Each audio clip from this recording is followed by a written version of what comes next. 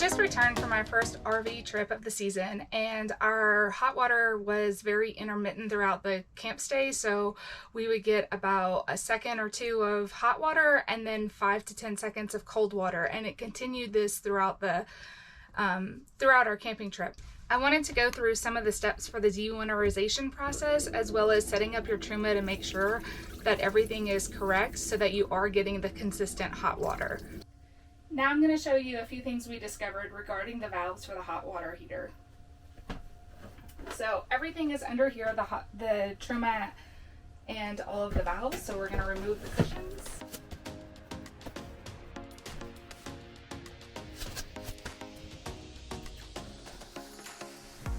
And then lift this up. So there's 3 valves that we have to be concerned with. The first valve is the valve on the left-hand side of the Truma. It needs to be turned on to allow water to get inside of the Truma. It's easier to access in this little compartment here. There's a valve down here that needs to be turned on.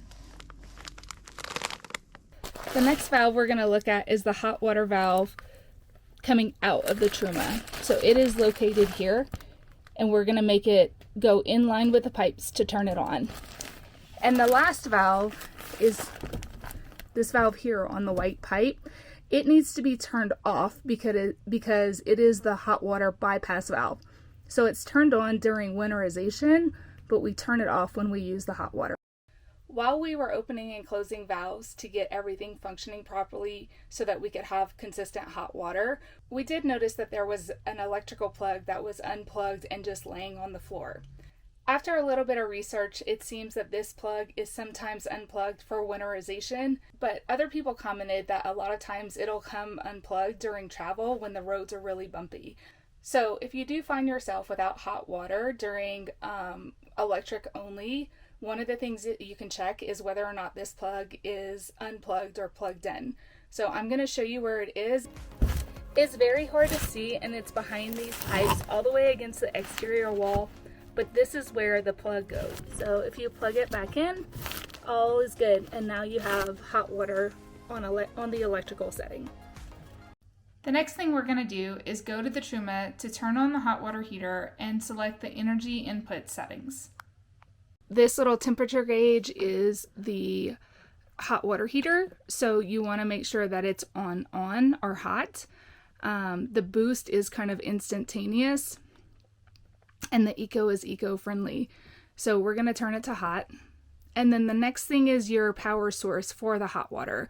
So if you click this button, this is gas only. We're currently not connected to shore power, so I'll leave it on gas, but just to give you an option, this is the mix between gas and electricity, 1 and 2, and then electric 1 and 2. So I'm going to switch this to gas because I do not have electricity currently.